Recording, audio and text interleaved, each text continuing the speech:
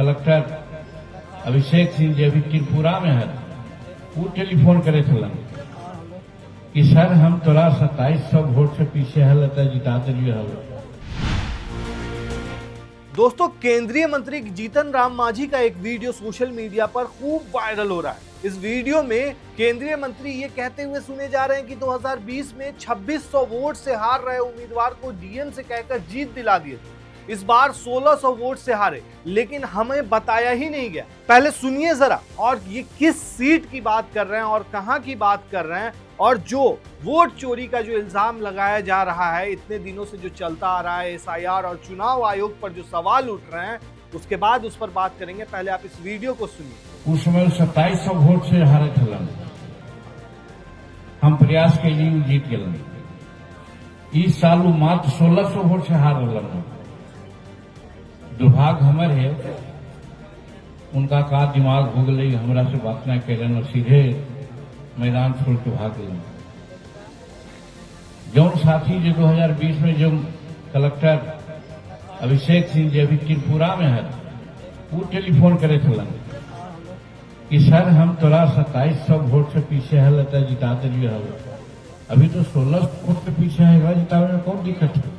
दोस्तों, उस वक्त यानी 2020 में जो जिला अधिकारी थे यानी कि डीएम थे, जिनका उन्होंने जिक्र किया, वो अभी त्रिपुरा में बताए जा रहे हैं कि वहां पोस्टेड है। सार्वजनिक मंच से मगही भाषा में दिए गए इस बयान के बाद अब चुनावी व्यवस्था और लोकतंत्र पर बहस काफी ज्यादा तेज हो गई। दूसरी ओर जीतन राम मांझी ने वायरल हो रहे वीडियो में छेड़छाड़ की बात कही है, लेकिन जो बात उन्होंने कही है वो बहुत पॉइंट वाली बात है। मतलब कोई कैंडिडेट हार रहा है, उसके बाद आप डीएम को कॉल कर रहे हैं और डीएम के कॉल करने के बाद वो कैंडिडेट जीत जा रहा है। दोस्तों, ये आखिर किस सीट की बात हो रही है, ये भी आपको बताएंगे। दोस्तों, बताया जा रहा है कि गया जिले के बाराचट्टी विधानसभा क्षेत्र के मोहनपुर प्रखंड में एक प्रोग्राम था, जिसमें केंद्रीय मंत्री जीतन राम मांझी ने सभा को संबोधित करते हुए ये बातें कही है। वो भी आप समझ रहे हैं, केंद्रीय मंत्री, और चुनाव आयोग को सीधे तौर पर कटघरे में खड़ा कर दिया है। आप ऐसे समझ जाइए दोस्तों, जो राहुल गांधी कंटिन्यू इस पे प्रेस कॉन्फ्रेंस कर रहे हैं, अब ये आधार और ज्यादा मजबूत हो चुका है।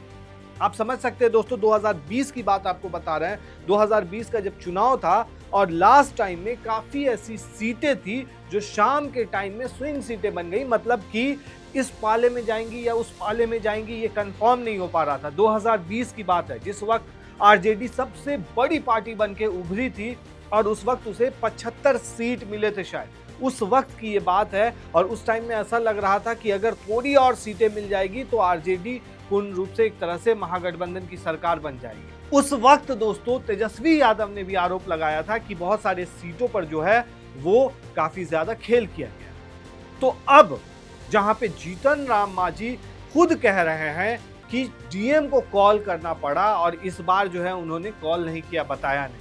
आप समझ सकते हैं दोस्तों, गौर करने वाली बात यह है कि 2025 विधानसभा चुनाव से पहले विपक्ष लगातार वोट चोरी और चुनाव में गड़बड़ी के आरोप लगाता रहा है। ऐसे में केंद्रीय मंत्री का ये बयान राजनीतिक गलियारों में नई बहस को जन्म दे रहा है। राजद ने भी इस वीडियो को लेकर चुनाव आयोग पर सवाल उठाया है। और सबसे बड़ी बात दोस्तों, ये जो बात कर रहे हैं वो टिकारी विधानसभा की बताई जा रही है। 2020 में ऐसा सच में हुआ था, मतलब छेड़छाड़ के जो आरोप लगा रहे हैं उस पर भी सवालिया निशान।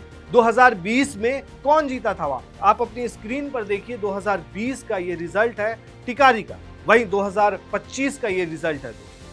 और उसके बाद आरजेडी ने क्या कुछ कहा जीतन राम मांझी का वीडियो शेयर करते हुए, वो देखिए जरा। आरजेडी ने जीतन राम मांझी के इस वीडियो को शेयर करते हुए एक लंबे कैप्शन में लिखा, ये भारत सरकार में कैबिनेट मंत्री, बिहार के पूर्व सीएम और हम पार्टी के संरक्षक जीतन राम मांझी हैं, जो खुले मंच से चुनाव जीतने में हेरा फेरी, मशीनरी और धांधली से चुनाव जीतने का शाही फार्मूला बता रहे हैं। राजद ने यह भी लिखा, केंद्रीय मंत्री जीतन राम मांझी इस बार 2025 चुनाव में टिकारी विधानसभा क्षेत्र से चुनाव हारने और पिछला कारनामा न दोहरा पाने का अफसोस जता रहे हैं। अब कहां है बिकाऊ चुनाव आयुक्त और चुनाव आयोग, क्या यही है लोकतंत्र? आरजेडी ने यह भी लिखा कि तुम्हारा भांडा अवश्य फूटेगा।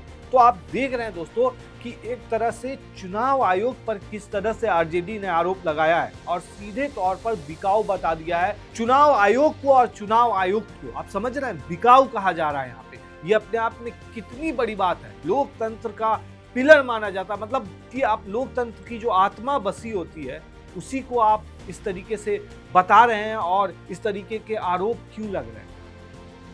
वहीं दोस्तों आपको बता दें कि जीतन राम मांझी का कहना है कि वीडियो के साथ छेड़छाड़ किया करके उसके बाद वायरल किया गया है। जीतन राम मांझी एक्स पर लिखते हैं कि मेरे एक वीडियो के साथ छेड़छाड़ कर वायरल करने वाले कुछ लोगों को लगता है कि मुसहर के लाल को बदनाम कर देंगे। ऐसे लोगों को मैं बता देना चाहता हूं कि अब मुसहर के बेटे को कोई ना अपमानित कर सकता है और ना बेवकूफ बना सकता है। आसमान पर थूकने वालों, तुम ये भूल रहे हो कि आसमान पर फेंका हुआ थूक तुम्हारे मुंह पर ही गिरेगा। अब मांझी ब्रांड हो चुका है, किसी से डरने वाला नहीं है।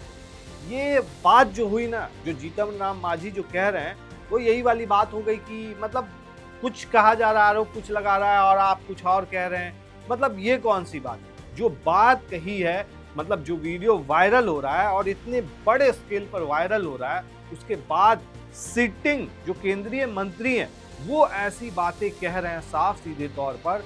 इससे चुनाव आयोग की साख कैसी होगी और इस पे आरोप कितना सही है, ये तो वक्त ही बताएगा दोस्तों। लेकिन आप क्या सोचते हैं इस मामले पर, हमें कमेंट में जरूर बताएं कि सच में उनके ऑडियो से छेड़छाड़ की गई है या फिर जो वो कह रहे हैं वो सच कह रहे हैं। कमेंट में जरूर बताएं।